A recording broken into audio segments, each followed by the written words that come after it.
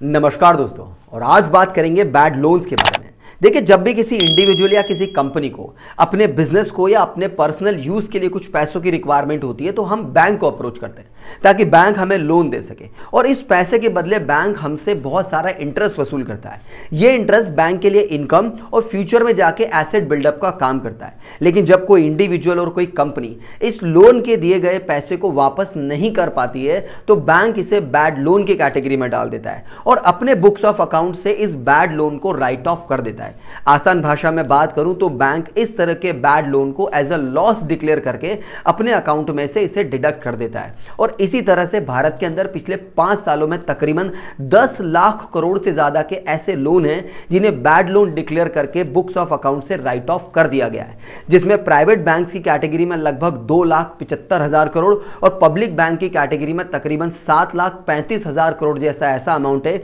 जो bad debt की तरह राइट ऑफ किया जा चुका है। तो यहां से सबसे बड़ा सवाल ये है कि जब बैड लोन्स किसी भी बैंक के लिए एक लॉस की तरह डिक्लेयर किए जाते हैं तो बैंक बड़ी आसानी से इन बैड लोन्स को राइट ऑफ क्यों कर देते हैं। तो देखिए, इस बात के पीछे बैंक का सबसे बड़ा बेनिफिट होता है टैक्स का, क्योंकि देखिए ये जो बैड लोन है ये एक तरह से प्रॉफिट बिफोर टैक्स में से डिडक्ट किया जाता है। यानी कि जब कोई भी बैंक अपना profit and loss account statement बनाती है उस टाइम पीरियड में टैक्स देने से पहले इस तरह के बैड लोन्स के लॉस को डिडक्ट कर लिया जाता है, यानी कि बचे हुए प्रॉफिट पे ही बैंक को टैक्स देना पड़ेगा। इस तरह से बैड लोन्स को पहले ही डिडक्ट करके बैंक काफी सारा टैक्स का पैसा बचा लेती है, और इसीलिए भारत के अंदर पिछले 5 सालों में तकरीबन 10 लाख करोड़ जैसा ऐसा अमाउंट है जो बैड लोन्स की कैटेगरी में राइट ऑफ करके बैंक ने काफी सारा टैक्स का पैसा बचा लिया है।